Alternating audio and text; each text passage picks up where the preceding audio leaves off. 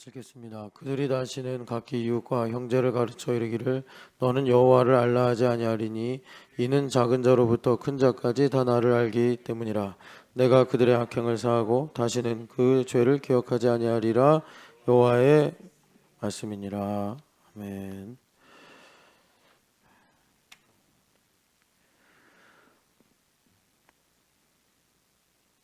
우리 이제 지금 계속 우리가 한 주 내내 코이노니아 말씀을 듣고 있는데, 이 코이노니아에 들어가야 자유할 수 있다. 이 자유의지라는 큰 흐름 속에서 그런 거죠. 그러니까 자유라는 거는 여러분 내가 하고 싶은 걸 하는 거 그게 아닙니다. 그러니까 우리가 그 이제 90년대, 2000년대 초반 한 2010년까지 비전 복음이라는 걸 많이 들었어요. 그러니까 복음을 전하려고 이제 많은 설교가들이나 목회자들이 번안을 합니다. 시대의 어떤 용어로 번안을 해요. 그런 것 중에 뭐 우리가 알고 있는 게 이제 삼중 복음 해가지고 영혼이 잘된 같이 범사에 잘되고, 네, 그러니까 강건하기를 원하노라. 요한 3서. 근데 그것도 역시 디오드레베와 데메드리오 그 두 사람을 비교하면서 결국 이제 그 코이노니아가 주제인데, 코이노니아에 들어가야 영혼이 잘되고 그래야 범사에 형통하고 강건한 삶을 산다. 뭐 그런 축복이 우리에게 유효한 것인데, 어쨌든 간에 70년대에 너무 못 사니까 가난하니까 이제 그런 삼중 복음으로 번안된 복음이 쓰임 받은 거죠. 쓰임 받은 거예요.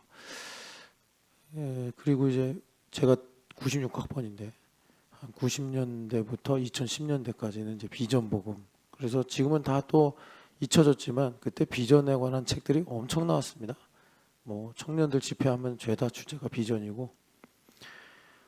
근데 이제 이 비전 복음의 그림자가 있습니다. 그러니까 이제 뭐 삼중 복음도 마찬가지인데 번안을 하다 보니까 사람들 입맛에 맞춰야 되잖아요.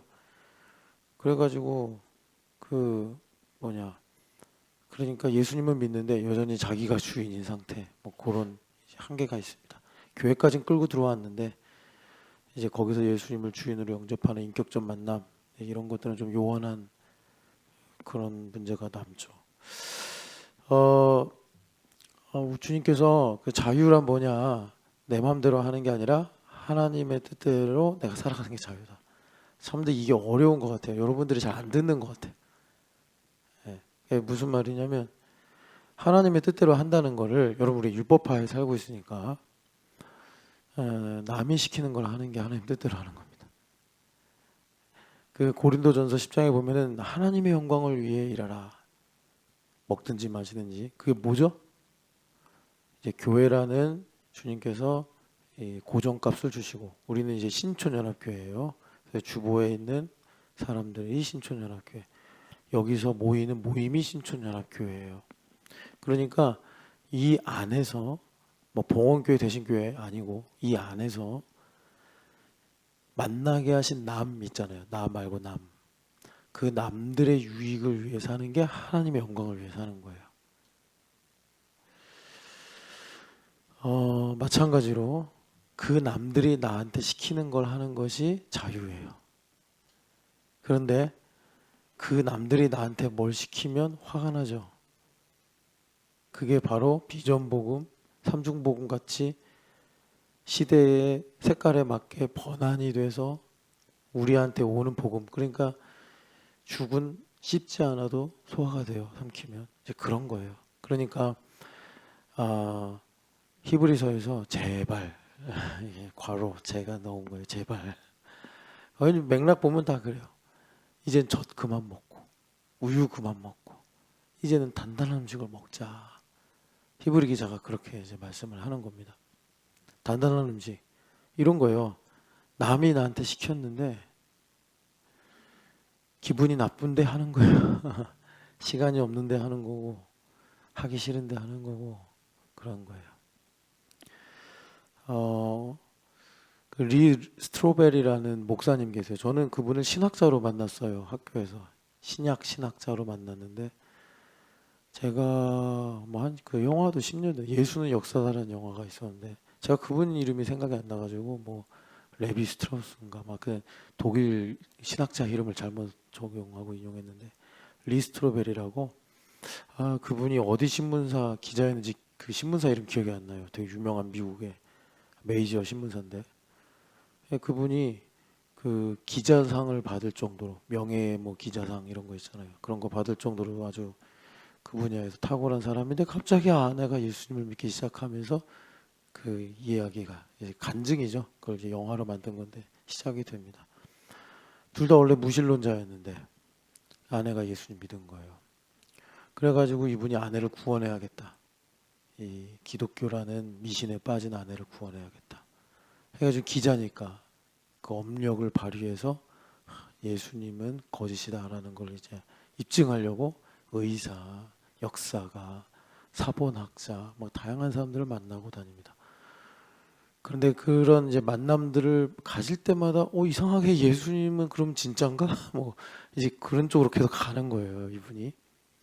가는데 거기서 그 예수님을 어떻게 보면 역으로 탐구해 가는 거잖아요. 예수님을 믿으려고 배우는 게 아니라 예수님이 거짓임을 입증하려고 공부하다 보니까 예수님 진짜네로 가는 역으로 이렇게 가는 건데 거기에 사실 사이드 스토리가 하나 있습니다. 그게 뭐냐면 이 사람이 아버지가 돼요.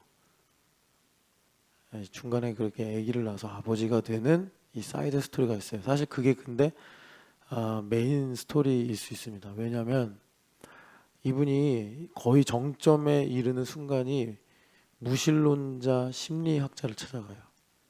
그래가지고 500명의 그 부활의 증인들 나오잖아요. 고린도전서에. 이 사람들이 증언을 해서 예수님이 진짜라고 하는데 이게 논리적으로 보면 이 사람들이 단체 환각이나 단체 최면에 걸렸다는 걸 입증하면 이제 효과적으로 예수님 가짜라고 말할 수 있는 거 아니냐 찾아가요. 그랬더니 이론적으로 500명이 본 건 역사적 사실일 가능성이 높다 그러는 거예요. 그 사람이 심리학적으로 500명이 단체 최면에 걸릴 수 없고 최면에 걸리면 짐승의 소리나 비논리적인 말을 이런 거나 하지 매우 합리적이고 매우 역사적인 사실을 증언할 수가 없다. 그러니까는 나는 무신론자지만 500명이 저는 정말 봤다고 하면 그건 역사적 사실의 가능성이 높다.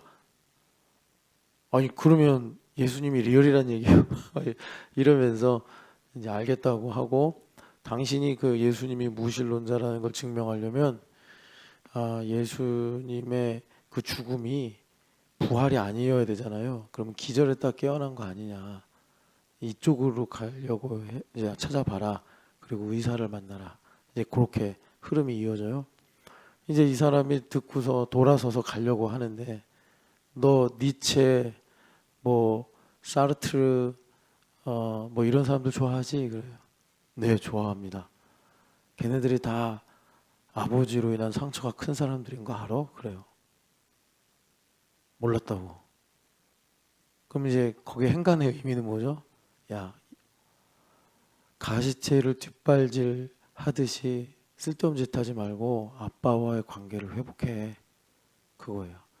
그러니까 자기가 이제 자식을 낳았고 자기가 다 이렇게 예수님 가짜라고 이렇게 하는 이런 것들이 이 수면 아래의 내용은 아버지와의 상처 때문이구나 라는 걸 이제 복선으로 깔죠. 나중에 이제 아버지와 화해를 해요. 예수님 영접하면서. 어제 김 목사님하고 수련회 때문에 만났어요. 성경학교죠. 성경학교 수련회 만나서 세계관을 가지고 지금 준비하고 있다고 하더라고요. 그래서 제가 그랬어요. 세계관을 하려면 이게 좀 어려운 주제일 수도 있고 또 너무나 폭넓은 주제이기 때문에 방향을 하나 정해야 된다. 이론으로 접근할 건지 적용으로 접근할 건지 방향을 정해서 그래서 이제 풀어야 된다. 이론으로 세계관, 이게 세계관인 게 눈이 열리는 건데 이 눈이 성경에 보면 육안과 영안이 있어요. 그죠? 근데 우리가 이 영안을 강조하다 보니까 육안을 좀 간과하는 경우들이 많은데 방금 전에 영안이라는 건 예수님을 보는 거고 육안이라는 것은 아버지와 나 사이의 관계 문제를 보는 겁니다. 그러니까 여러분들 그러니까 알고 보면은 영안이 열리면 육안도 잘 보이는 거예요. 그죠? 제가 여기 이제 하나님을 아는 지식으로 오늘 34절을 봐야 되는데 여기 보면 다 하나님을 잘 알고 있다 이렇게 말씀하잖아요. 하나님을 아는 건 분명히 영 안이 열린 건데 이 영 안이 열린 사람들의 지금 사실 그 현실을 보면 포로로 끌려가서 지금 바벨론 땅에서 흩어져 살고 있단 말이에요. 영 안이 열리면 우리가 왜 끌려왔는지 뭐 여러분 그런 고통을 경험했으니까 각자마다 아픔과 상처가 참 크겠죠. 예. 이제 그런 것들을 그러니까 지혜롭게 보게 된다. 오늘 여기 이제 34절의 이 내용이 그러니까 여기 보면 이웃과 형제를 가르쳐 이르기를 너는 여호와를 알라 하지 아니할 것이다. 왜 그러냐면 하나님을 아는 지식이 충만하기 때문인데 그거는 뭐냐면 시편 134편에 기름 부음이 흘러서 성령 하나님 가르치신다는 얘기예요. 그러니까 모두가 배우려고 하는 마음이 가득하다. 그러니까 각 사람이 엄청 겸손한 거예요. 엄청 겸손한 거예요. 이게 무슨 말이냐면 교회 오면 배우려고만 한다는 거예요. 그럼 원수마귀가 정죄를 못해요. 정죄를 못한다는 거는 이제 교회 오면 나 빼고 다 남이잖아요. 남이 나한테 뭐라고 했는데 기분 나쁜 게 정죄를 받는 거라고. 내 감정이 상하기 이전에 본질적으로 정죄를 받는 거라고. 그런데 내가 배우려고 하면 그런 일들이 다소간에 있어도 정죄를 안 받는다는 거예요. 왜 사람들이 나한테 뭘 하라고 언제 얘기해 주나? 왜 얘기를 안 하나? 이렇게 된단 말이에요. 이걸 간섭이라고 기분 나빠하지 않고 하나님께서 주시는 기회구나 이렇게 보게 된단 말이죠. 그리고 예원이가 새벽 예배 왔는데 예원아 너 네 얼굴이 너무 작아서 윤실 이모가 네 얼굴 다 가리고 있다. 그러니까 한 칸 옆으로 이동해봐. 윤실 이모가 저는요 진짜 궁금했거든요. 왜 늙으면 얼굴이 커질까? 근데 그게 의학적으로 사실이더라고요. 늙으면 얼굴이 커진대요. 뼈가 점점 이렇게. 윤실 이모가 예원이 얼굴을 다 가려가지고 예원이가 안 보여. 예원이가 이제 중3, 중2잖아요. 중2. 주집사님은 안 가려집니다. 괜찮습니다.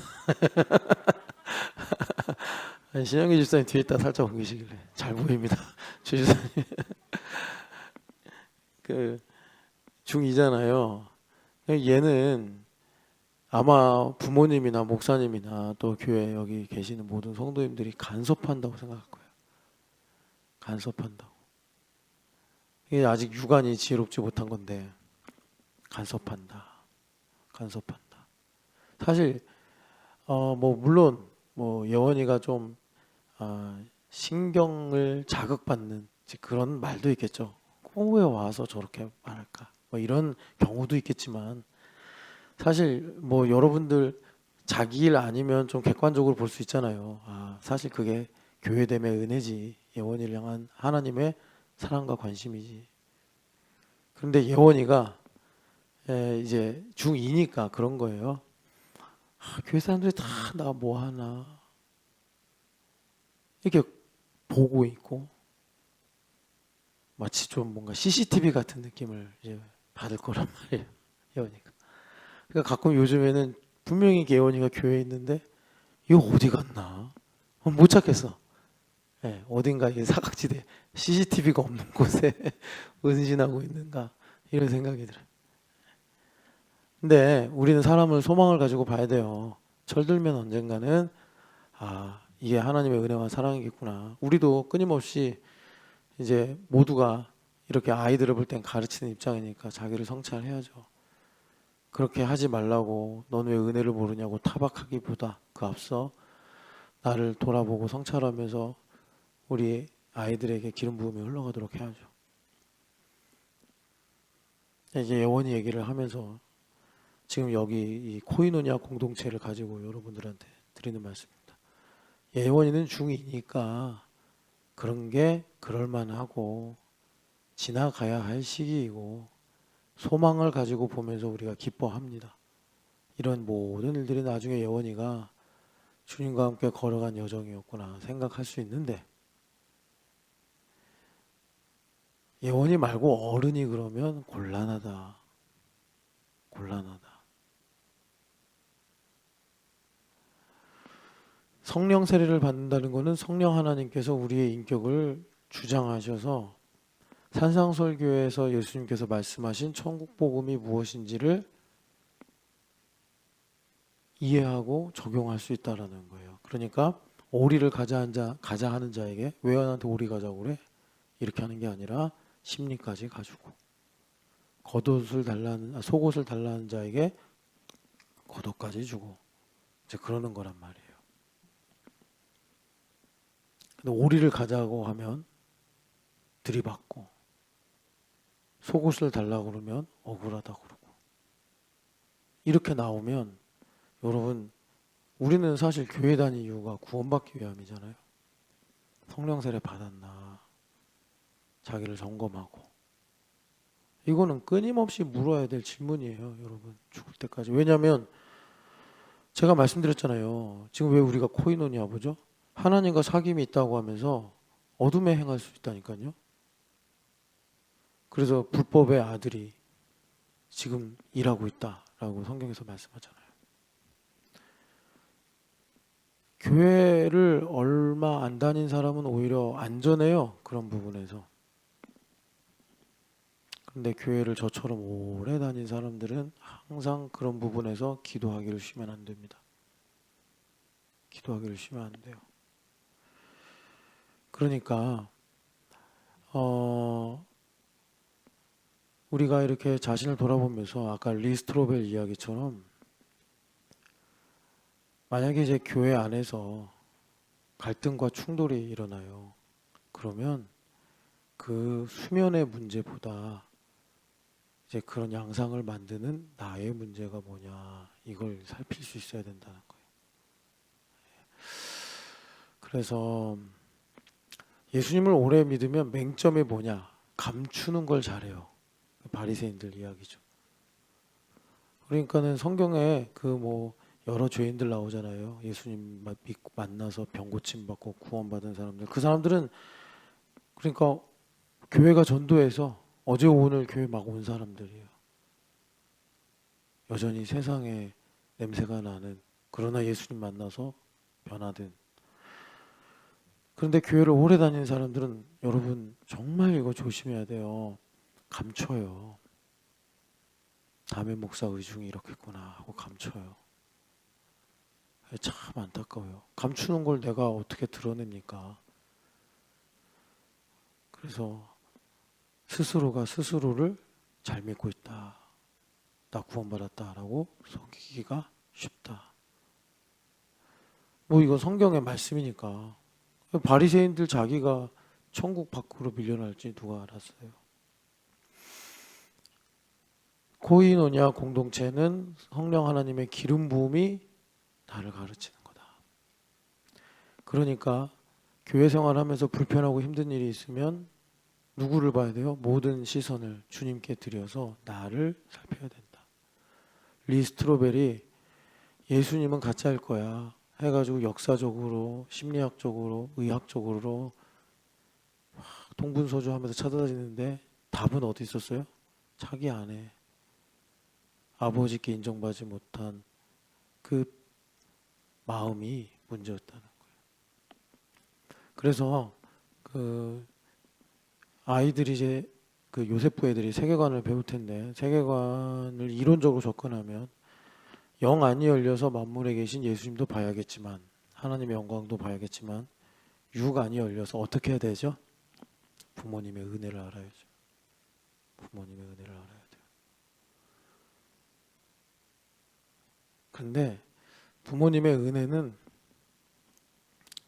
크게는 부모님께서 하늘나라로 떠나신 다음에 알아요. 그러니까 복음을 모르는 유교는 제사 제도를 만든 거예요. 그 율법적으로 그걸 알아서 부모님 떠나고 나니까 아는 거예요.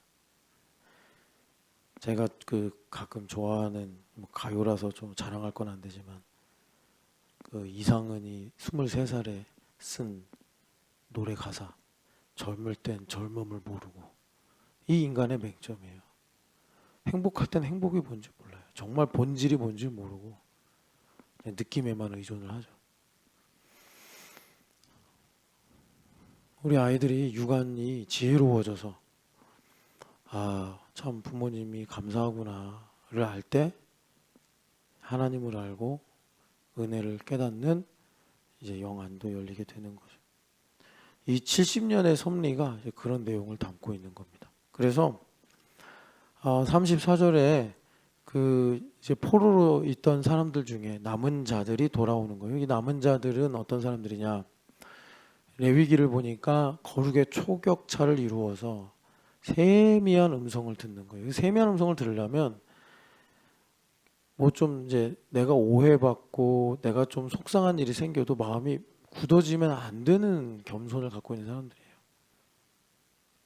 여러분들이 좋을 때 마음이 겸손해서 뭐 넉넉한 거는 그건 자랑하거나 그게 나라고 생각하면 안 되고, 내가 속상하고 힘들 때 마음이 어떤가, 내 안색이 어떤가, 그게 나란 말이에요. 그게 나의 본질이라고. 그러니까 이분들이 70년 동안 바벨론에서 포로 생활을 하면서 레위기 26장 38절의 말씀대로 하나님 앞에 척히 겸손해져서, 예수님밖에 없습니다, 손해져서 세미한 소리, 거기 보면은 바람의 풀이 이렇게 삭삭거리는 소리에도 그들이 이제 놀랜다라는 말씀 있잖아요. 엘리야 선지자가 세미한 소리에서 하나님의 임재를 받는데, 그렇게 겸손해져야지 결론인 43절에 죄악의 형벌을 기뻐하게 된다. 그건 무슨 말이냐면 뭐 고통을 즐거워한다 이런 말이 아니라, 왜 이런 일을 하나님께서, 선하신 하나님께서 이루셨는가를 깨달아서 받아들이게 되더라라는 것입니다. 근데 그 유일한 조건은 겸손해지는 거고, 겸손을 계속 겸손만 말하니까 그냥 겸손해지나 보다라고 추상적으로 생각하시는 것 같아서, 우리 교회가 아이들이 한 40명 남짓, 어른들이 한 60명 정도 이렇게 있어요. 여기 주보에 있는 분들 중에 내가 제일 낮은 사람이구나 생각하는 게 겸손이에요. 그게 예수님 마음에 합한 거예요. 낮은 사람은 어떻게 해야 돼요? 무례하게 행하면 안 되죠. 나보다 높은 사람한테 내가 무례하게 행하면 돼요? 안 되지. 배우려고 해야지. 근데 우리 마음은 어때요? 이렇게 설교하면 그렇다 하지만 다 높아 있잖아요. 높아 있어가지고 이거 해라 그러면 바쁘다 그러고, 저거 해라 그러면 왜 나만 하냐고 그러고, 이런 식으로 나오잖아요. 기분 좋을 때는 다 한다고 그러고, 기분 안 좋아지면 다 안 한다고 그러고 그러잖아요. 교만한 거지. 그러니까 하나님께서 자기를 향한 뜻이 뭔지 모르고 사는 거예요. 여기 있는 분들이 여기 이웃과 형제를 가르쳐 이르기를, 이미 여호와를 알 수 있는 조건을 가지고 있기 때문에 굳이 알아라 율법적으로 말하지 않는 이유는, 거룩의 초격차를 이루어서 성령 하나님께서 말씀하시는 세미한 음성을 듣고 깨닫는 거예요. 낮아져가지고. 그래서 그런 사람들을 뭐라 그러느냐? 안식한다, 이렇게 말하는 거예요. 지금 여기 예레미야 31장의 이 약속의 말씀이 70년 안식을 배경으로 하는 말씀이잖아요.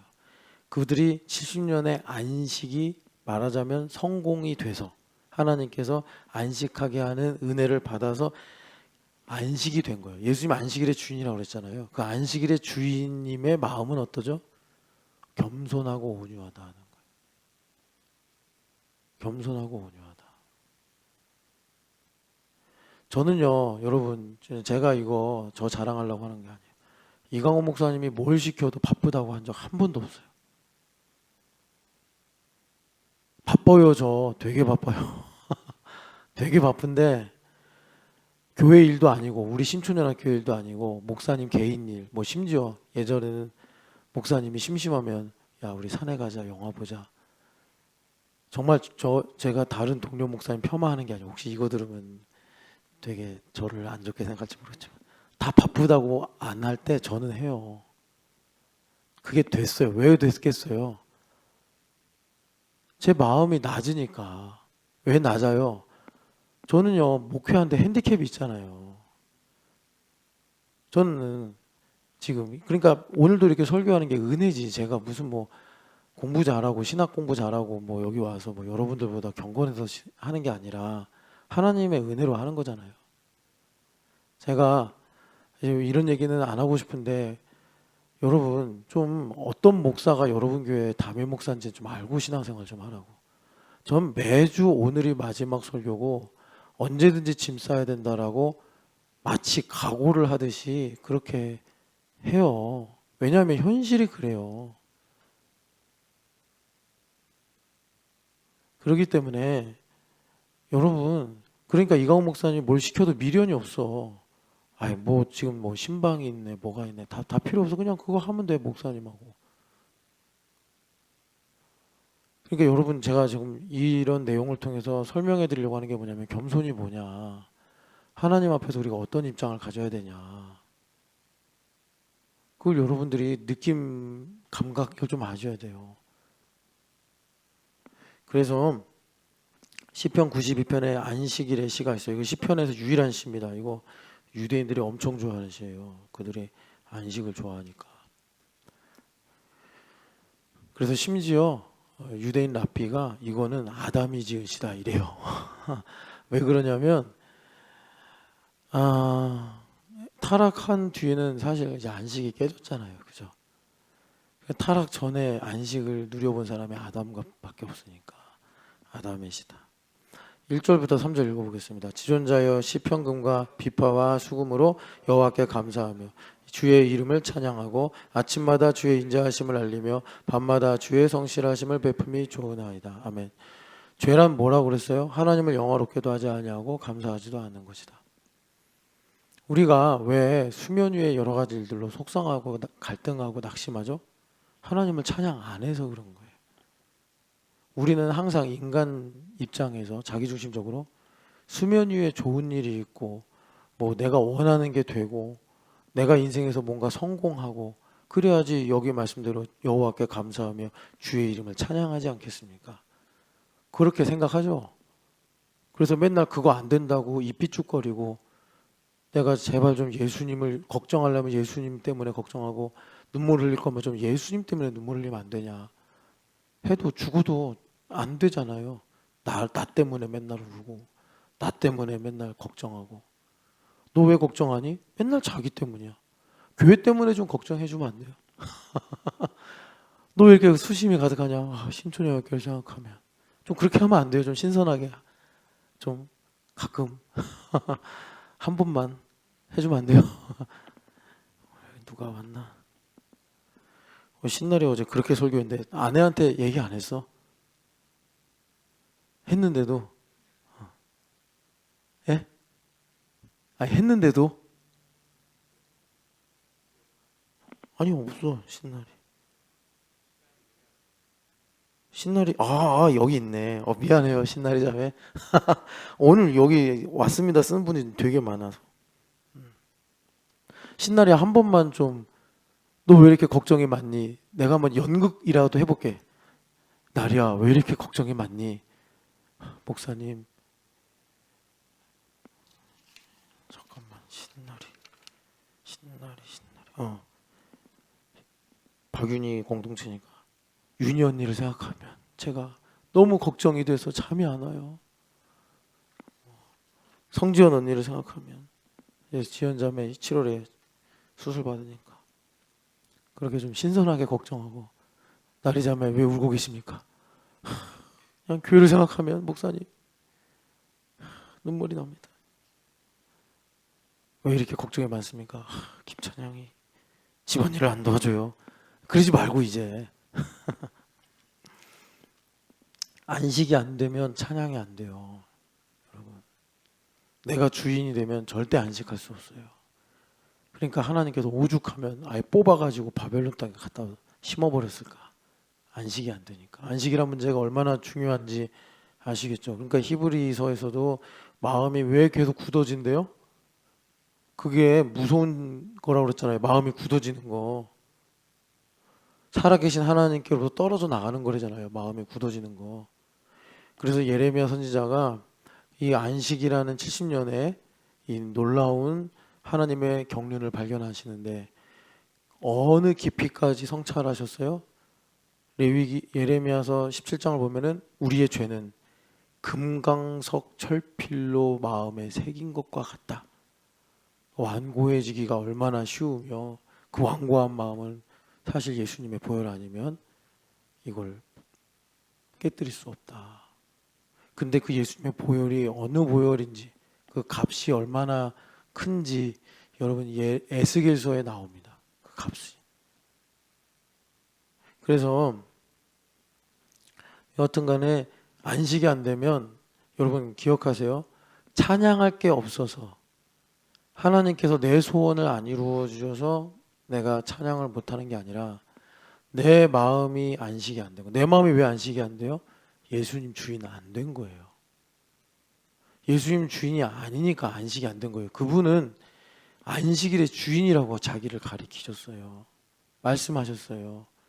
그러니까 그분을 모시면 당연히 예수님은 전능하신 하나님이시니까 예수님 주인으로만 모시면 안식이 된다고요. 근데 왜 안식이 안 돼요? 딴 게 주인이니까. 그러니까 맨날 입에서 안 된다, 안 된다, 안 된다 얘기가 나오는 거예요. 뭐 아유 내가 더 얘기 안 할게. 네, 그래서 그 안식이 되면 여기 보면요, 여러분 아침마다 주의 인자하심을 헤세드를 밤마다 주의 성실하심을 이건 공의예요. 밤에는 하나님의 공의를 배우고 인생의 아침에는 하나님의 헤세드를 발견하고 이게 안식이에요. 안식이 되면 인생의 밤이라는 게 힘들고 어렵고 슬픈 일이잖아요. 그걸로 하나님의 공의를 배우고 아침은 뭔가 희망이 있고 새롭고 이런 거 아닙니까? 그럴 때는 주의 인자하심을 발견하고 그래서 내가 나의 주인이신 예수님을 즐거워하고 그래서 하나님을 영화롭게 찬양하고 감사하게 되더라. 그래서 안식이 되면은 5절 읽어보겠습니다. 여호와여 주께서 행하신 일이 어찌 그리 크신지요 주의 생각이 매우 깊으시니이다. 아멘. 여러분 우리 인생이 힘든 이유는 가난해서가 아니에요. 문제가 많아서가 아니에요. 하나님의 크신 뜻을 깨닫지 못해서예요. 매우 깊으신 하나님의 생각을 내가 모르기 때문에 그런 거예요. 주의 행하신 일을 못 보고 맨날 그냥 누가 날 위로해 주나 이런 생각만 하는 거예요. 여러분 안식이 되면 주님께서 나의 인생에 하시는 그 놀랍고도 크신 일을 내가 깨닫게 되고 동시에 주님께서 나에게 베푸시는 그런 은혜들을 생각할 때 주님의 생각이 얼마나 깊으신지를 알게 된다고. 이게 사실은 하나님께서 창조하신 인간이 사는 법이에요. 누가 내 마음 좀 위로해 주지 않나. 이건 우리가 세상에서 배운 법이에요. 하나님의 법대로 살아야 돼요. 내가 안식이 되면 유실자매 이제 마지막으로 이제 얘기할게. 내가 성현이를 어린이집에 돌도 안 된 애를 맡긴 일 생각하면서 하는 게 아니라 이제 그 일을 두고 하나님께서 우리 신성현을 얼마나 복되게 사용하실지. 윤실자매가 그렇게 한 거는 힘들고 어려우니까 그럴 수밖에 없어서 되어진 일이지만 그런 일조차도 그리스도 예수 안에서 얼마나 하나님께서 깊은 생각으로 섭리하신 것인지. 어떻게 보면 윤실자매 인생에 그건 밤이겠죠. 그 밤에 주님의 성실하심은 그 공의는 얼마나 크신지. 그래서 구원받는 거예요. 그게 안식이에요. 윤실자매가 성원이는 내 거야 그러면 안식 안 돼요. 그냥 계속 성현이를 그 어린이집에 보낸 거, 태양 어린이집이었나? 와, 나 어떻게 그걸 다 기억하지? 그 태양 어린이집 거기 보내면서 아마 이제 그게 사실은요, 갈대 상자에 넣어서 요게벳이 모세를 보낸 것일지도 모르잖아요. 우리 성현이가 민족의 선구자가 될지 어떻게 합니까? 성현이는요 그냥 안 걸어요. 맨날 이러고 걸어. 희한하네요. 예. 성현이 기분 좋은 날, 기분 안 좋으면 되게 시크해지긴 하는데 기분 좋으면 그냥 깡총깡총 걸어. 걔가 진짜 모세같이 하나님의 그 깊으신 생각과 하나님의 크신 행하심에 의해서 그냥 엄마가 그때 믿음으로, 그건 뭐 여러분 믿음이라는 거 잘 아셔야 돼요. 뭐 내가 대단하게 행한 게 믿음이 아니에요. 행하고서 하나님 하셨습니다 하면 그게 믿음이요. 예. 여러분 그렇게 안식하셔서 코이노니아 가운데서 하나님을 아는 지식을 가지시기를 축복합니다. 그래서 그 70년이라는 게 뭐라고 그랬어요? 70년 때 끌려갔어요 사람들이. 그 이제 BC 뭐 568년인가 86년에 끌려갔어요. 그 전에 이제 이스라엘 망할 때는 아수르에 끌려가고, 그리고 70년 뒤에 이제 돌아오죠. 예. 근데 돌아오는 사람들이 끌려갔다 다 그대로 돌아오는 게 아니라 믿음이 있는 사람만 돌아오는 거예요. 그 예레미야 선지자의 약속의 말씀을 믿고 23장 28절이었나요? 성실함으로 말할지니라. 70년이 한 사람의 평생일 수 있잖아요. 긴 시간이니까 뭐 그 안에 좋은 일 안 좋은 일 막 복잡하게 많지 않겠습니까? 그런데 복잡하든 안 복잡하든 좋은 일이든 안 좋은 일이든 하나님의 약속의 말씀을 내가 믿고 인티그리티를 가지고 살아간 사람들이 하나님의 부르심을 받아 가나안 땅 돌아오는 거예요. 그 가운데 10년 정도 믿었던 사람, 30년 정도는 믿었던 사람, 어떤 사람은 69년까지 믿었을지 몰라. 그런데 그런 사람들 중에 견은 날아가고, 그래서 성실함으로 내 말을 받은 사람은 성실함으로 그것을 증언해라, 삶으로 증언해라 주님 말씀하셔요. 하박국 선지자에게 말씀하셨듯이 믿음으로 살아라 말씀하시는 거예요. 외양간 보지 말고 무화과 나무 보지 말고 포도송이 보지 말고 오직 하나님만 보고 기뻐하고 즐거워해라. 하나님 틀리신 적이 있냐? 믿음으로 살아라. 그래서 그렇게 믿음으로 산 사람들이 부르심을 받아 안식의 땅 가나안으로 돌아오게 되더라라는 것입니다. 그래서 그 다음에 하신 말씀이 알곡이 어찌 겨와 같겠느냐. 시편의 말씀처럼 겨는 바람에 날아가고, 이거 하나님의 참 신묘막측한 섭리입니다. 중요해요.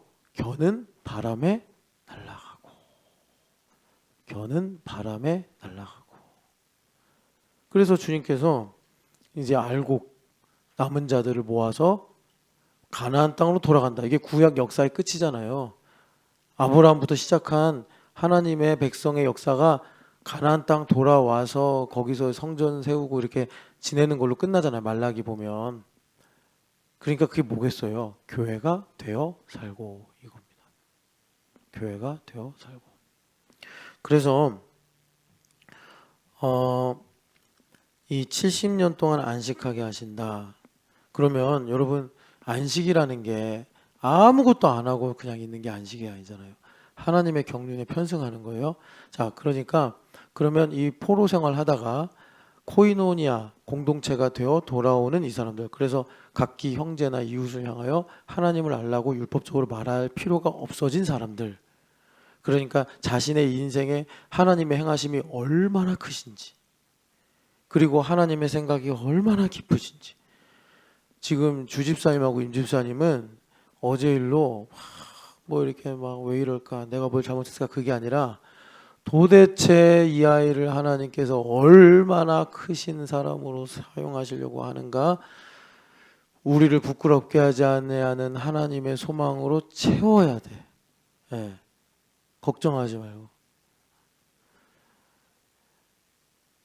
정말 100년에 나올까 말까 하는 부흥 강사로 세우시려고 저러나 아니면은 정말 위대한 선교사로 세우시려고 저러나 아니면 엄청난 하나님의 일꾼의 아내가 되게 하시려고 저러나 우리는 하나님의 소망을 가지고 봐야 돼.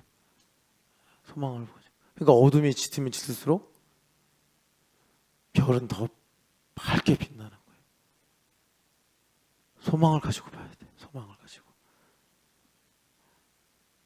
제가 어제 소식을 듣고 기도하는 응답 결과에 소망을 가져라. 소망을 가져라. 제가 평생 지은 죄에 비하면 애들은 뭐 아직 뭐 세 발의 피죠. 그죠? 하나님은 아직도 저에게 소망을 가지고 계신데 왜 우리가 감히 소망을 놓고 걱정을 합니까? 성령으로 말미암아 하나님의 사랑이 부어지게 하려고 한영 집사님, 유현 집사님한테 성령으로 말미암아 하나님의 사랑이 막 폭포수같이 부어지게 하려고 그냥 예원이가 지금 사실 졸리지도 않는데 졸린 척도 하고 막 예원이가 지금 엄마 아빠가 사랑을 하나님의 사랑을 많이 받아야 되기 때문에 지금 억지로 저렇게 연기하는 거예요. 그렇게 믿으시기를 축복합니다. 네. 웃어요 이제. 그렇게 수심이 가득하지 말고. 아니 나보단 낫잖아. 쟤는 그래도 집에서 자잖아. 난 집에 없어. 그렇게 저기 조금 있다 사약 먹을 사람처럼 그러지 말고. 자, 그래서 70년 동안 그들이 그러니까 이제 믿음으로 하나님의 일을 행하는 게 안식인데 행한 일이 뭐냐? 하나님의 경륜에 편승한 일이 뭐냐? 자, 예레미야서 29장을 같이 한번 읽어봅시다. 예레미야서 29장. 예레미야서 29장. 시간이 왜 이렇게 빨리 가는지 몰라요.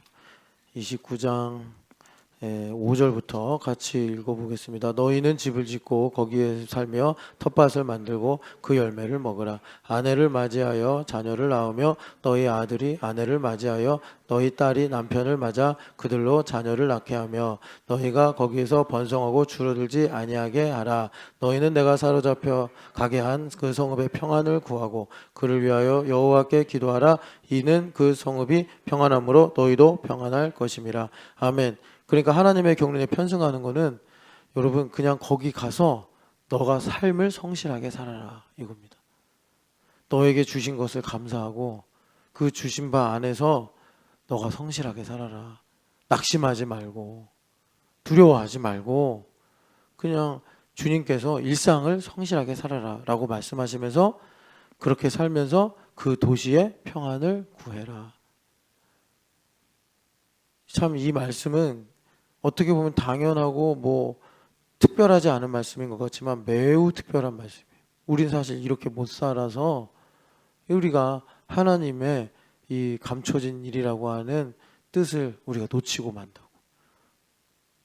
그래서 그 다음에 주님께서 왜 그렇게 살아야 되느냐. 이제 5절부터 7절은 육안에 관한 말씀이에요. 그러면 육안과 영안은 사실 같이 가야 되잖아요.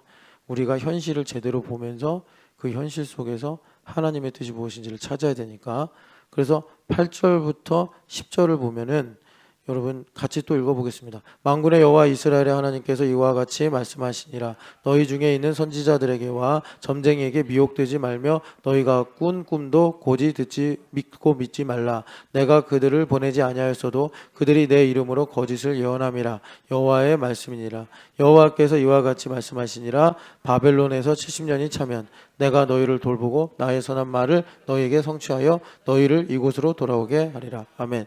그러니까 지금 여기 말씀은 하나님의 말씀을 받았으면 70년의 약속을 믿는 은혜를 받았으면 너희가 이 말씀을 성실함으로 증언을 해야 된다. 그래야 이 약속이 너의 것이 되어 마침내 이루어지리라 하는데 8절부터 9절 보니까 점쟁이나 꿈쟁이들의 말을 듣지 마라. 미혹당하지 마라. 이게 무슨 말씀이겠어요? 지금 70년은 알곡과 결을 나누는 상황이다. 결은 바람에 날아간다. 그러니까 성실하지 못하면 우리가 내게 주신 이 오늘을 성실하게 살지 못해. 내가 불평하고 내가 인본적으로 말하고 살아. 오고 가는 일에 대해서. 그럼 반드시 이 세상은 흑암이기 때문에 악화가 양화를 대신한단 말이에요. 그래서 미혹된다고. 제가 이거를 참 걱정하는 게 많아요. 왜냐하면 여러분 아까도 말씀드렸지만 교회를 오래 다니면 나를 감추는데 상당히 능숙해져요. 그래서 제가 진짜 걱정하는 게 뭐냐면 담임 목사가 있을 때랑 없을 때랑 말이 다른 사람, 태도가 다른 사람, 제가 상당히 우려하는 사람이에요. 여러분들이 성도들하고 얘기할 때 성도들한테는 얘기할 수 있는데 만약에 거기에 담임 목사가 있어요. 그러면 내가 이 얘기를 하면 안 돼. 여러분들이 만약에 전지현 집사님하고 만나서 얘기하는데 지현아 이건 목사님한테 얘기하지 마. 그게 지금 제가 말씀드리는 거예요. 이거 교회 얼마 안 다닌 사람은 그런 말 안 해요. 경섭이 같은 친구 그런 말 안 해요. 교회에서 봉사 많이 하고 교회 생리를 잘 아는 사람, 담임 목사 성향이 어떤지 잘 아는 사람들이 그런 말을 해요. 그래서 꿈쟁이, 점쟁이한테 미혹된다니까요. 반드시 미혹될 수밖에 없어요. 그래서 이게 무슨 말이에요? 코이노니아에 안 들어가고 있는 거예요, 지금. 코이노니아에 들어가면 70년 때 그냥 나는 그 돌아가라는 고레스 왕의 소식도 못 들었는데 그냥 친한 친구 따라가다 보니까 가나안 땅에 들어간 이런 일도 생길 수 있어요. 내가 코이노니아에만 들어가 있으면. 근데 지금 내가 코이노니아 안 들어가 있는 거예요. 교회는 다니는데 하나님과 사귐은 있다고 하지만 어둠에 있는 거예요.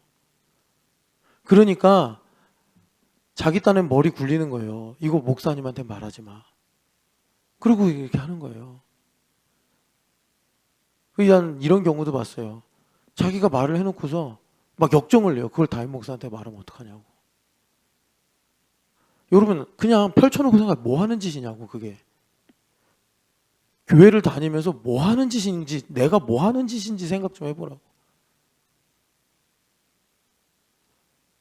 그래서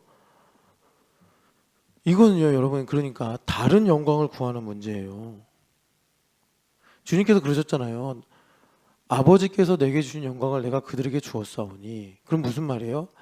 예수님께서 아버지께로부터 영광을 받았으니까 예수님은 하나님의 영광만을 위해 살았죠. 그러면 예수님께서 그 영광을 우리들에게 주었으면 우리는 예수님만을 위해 살아야 되는 거예요. 예수님만을 위해서. 그럼 예수님만을 위해서 살아야 되는데 그래서 그 예수님만을 위해 사는 일. 그래서 우리가 예수님의 종이 된 거죠. 한 몸이 된 거예요. 그래서 그걸 뭐라 그러느냐? 하나가 됐다. 하나님의 아들을 믿는 것과 아는 일에 하나가 되었다. 그래서 우리가 그리스도의 장성한 분량이 충만한 데까지 이르게 된다. 믿음이 성장한다는 거예요. 단단한 음식을 먹게 된다는 거예요. 그런데 내가 코이노니아에 안 들어가면 그게 무슨 말이에요? 내가 다른 영광 구하고 있다는 거예요. 내가 다른 영광을 구하고 있다고. 그래 놓고서 안 풀린대 인생이. 그런 복심을 가지고 있으면서 자기 현실의 문제가 왜 해결 안 되냐는 거예요. 그 말 자체도 엄청나게 빗나간 말이에요. 하나님하고 거래합니까? 하나님은 못 이루실 계획이 없다고 하셨잖아요. 아니 나를 가난하게 하시면 하나님 악한 하나님이십니까? 내가 원하는 거 안 해주면 하나님은 능력이 없는 하나님이에요? 뭔 소리를 지금 하는지를 알고 얘기하지. 그러니까 이런 거 이제 담임 목사한테 얘기하면 뭐 본전도 못 찬다는 거 아니까 제가 막 뭐 그런다고 해서 막 우악스럽게 말하고 그러지 않는데 이제 그런 걸로 본인이 그냥 자기를 성찰하기 싫으니까 사실 그 성령 하나님 외면하는 건데 다른 영광 구하는 문제라고. 그게 코이노니아에 안 들어가는 게. 제가 여러분들한테 사기를 쳐가지고 뭐 돈을 뺏는다든지 거짓말로 해서 여러분들의 믿음을 망가뜨리면 여러분들이 그렇게 해도 돼요. 그럼 옳은 일이지. 근데 여러분들이 앞뒤를 생각해서 그런 게 아니면 그렇게 행동하면 안 되죠. 그래서 주님께서 우리에게 네, 시간도 많이 가고 사실 작은 자로부터 큰 자까지 말씀 나눠야 되는데 이게 참 복된 말씀인데 그러니까 제가 여러분들한테 저는 원래 성격이 시니컬해서 남일 간섭하기 싫어하고 그리고 여러분들하고 이렇게 이제 말씀 갖고 얘기하다가 제가 이제 혼내기도 하고 또 뭐 여러 가지로 마음을 어렵게도 할 수 있겠죠. 근데 저도 여러분들처럼 그냥 친절하게 말하고 싶고 부드럽게 말하고 싶은데 저도 그게 좋은 거 아는데 제가 이러는 거를 이해해 달라는 식으로 가끔 말하잖아요. 정말 제가 이해를 받고 싶어서 얘기하는 게 아니라 제발 좀 다른 영광을 구하지 좀 말아라 말씀을 부탁을 드리는 거예요. 제가 어떤 저의 여러분들이 저를 평가하는 거 그것 때문에 제가 개인적으로 속상하고 그래서 얘기하는 게 아니고 어차피 여러분 목회했는데 제 기질이 시니컬하든 뭐 하든 뭔 상관이에요. 그게 주님께서 저 사용하시면 그만이지. 제가 그런 말씀을 드리는 이유는 제가 이만큼 수고한다 아니면 제가 혹시 여러분들 혼내도 이해해 달라라는 말이 아니에요. 그러니까 유관이 제대로 정리가 안 되니까 여러분들이 제가 왜 그렇게 우회적으로 말을 해서 전달하려는 진의를 놓치고 계시는 것 같아서 제가 부탁을 드리는 거예요.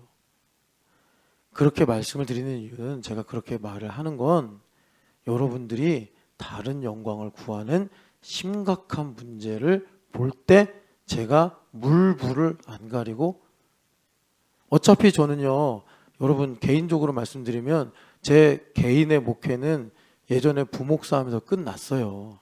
그래서 3년 쉬었다니까 목회 안 하려고. 그런데 이강원 목사님 만나고 한 번 더 주님께서 부르셔서 제자도 목회해야겠다. 적어도 여기 와서 예배하는 사람들은 제가 천국으로 보낼 수는 없잖아요. 그건 하나님 주관이고 적어도 자기의 믿음이 어떤지 자기가 지금 걸어가는 길은 어디로 가는지는 알게 해서 누구나 천국 가고 싶으니까 그쪽으로 가게끔 가리켜야겠다 해서 여러분 제가 이 목회를 한 게 사실은 우여곡절 끝에 했지만 여러분 아내랑 애새끼 내두고 여기 와서 하는 거 아닙니까? 하루하루가 못자국 있는 송판 위를 걷는 거예요. 그런데 제가 왜 물불을 가립니까? 왜 제가 그런 위기 상황을 보고 참냐고. 그러니까 제가 그런 일들이 오면 여러분들한테 말을 하는 건데 예원이가 아버지 어머니한테 혼나면 당연히 기분이 안 좋고 서운하죠. 그런데 그건 예원이 나이에 맞는 일이에요. 그런 과정이 있어야 나중에 예원이가 부모님을 통해서 하나님께서 나에게 무슨 일을 하셨는지 알게 된단 말이에요. 그런데 우리는 예원이 나이가 아니잖아요. 그런 말을 한다고 해서 이제 숨기고 인간적으로 판단해가지고 교회가 이러니 저러니 얘기하고 그럼 어떡하자는 거냐고. 나이가 이제 저도 내일 모레면 40, 50을 바라보고 여러분들도 이제 40줄 넘은 분들도 많고 그런데 예원이는 이제 14살, 5살 요때니까 그렇게 하면서 배우지만 아직까지도 그런 것들을 사춘기 소녀처럼 어린아이처럼 그냥 섭섭하고 아쉽고 결국 한다는 게 머리 굴려가지고 감추는 정도밖에 안 하고 그래서 어떡하냐고. 시간은 가고 그러니까 여러분 다시 한번 말씀을 드립니다. 주님께서 코이노냐에 들어가야 된다라고 말씀하시는 거예요. 코이노냐에 들어가는 것은 예수님과 똑같이 하나님 아버지께서 주신 영광을 구하고 사는 거예요. 아까 전에 70년에서 그 바벨론에 살게 하신 그 형벌, 그게 죄악의 형벌이잖아요. 그것을 그러니까 하나님의 자비와 공의로 깨달아서 아까 시편 92편의 말씀처럼 하나님을 찬양하고 하나님께 이제 감사하는 사람들이 거룩의 초격차를 이룬 거예요. 그런데 그거를 깨닫는 레버리지가 있어요. 그게 뭐냐면 유간이 제대로 지혜로워져서 자기를 깊이 성찰하는 거예요. 그래서 야, 나는 금강석 철필로 죄가 새겨진 인생이구나. 예수님 없으면 못 살겠구나. 예수님 없으면 못 살겠다라고 그러면 오리를 가자 할 때 심리를 가고요. 속옷을 달라 할 때 겉옷까지 줘요. 예수님 없으면 못 살겠다. 그런데 우리가 가지고 있는 이 시대의 옷을 입어서 가지고 있는 입장이 예수님을 어떻게 하면 잘 이용해서 내가 원하는 걸 이루어야겠다. 이런 입장이라고. 아주 가볍고 산티나는 신앙이라고. 그러니까 호세아서 6장에 너희는 왜 하나님을 아는 지식이 없냐 그러시면서 에브라임아 너를 어찌알고 유다야 내가 너를 어찌알고 너의 인애는 쉬 없어지는 한계와 같구나. 넌 어떻게 날 이용할 생각밖에 안 하냐.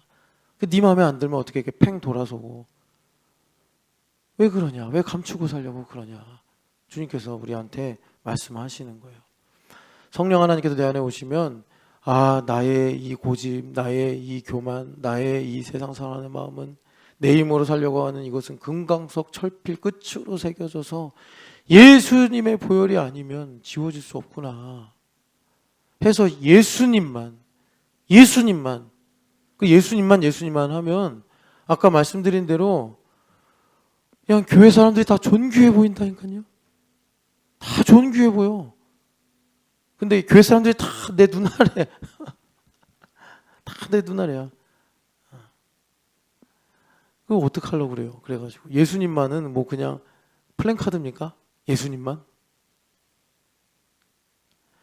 그렇게 되면 이제 우리 마음을 알게 돼요. 그래서 예레미야 선지자가 만물 가운데 가장 부패한 것은 마음이다.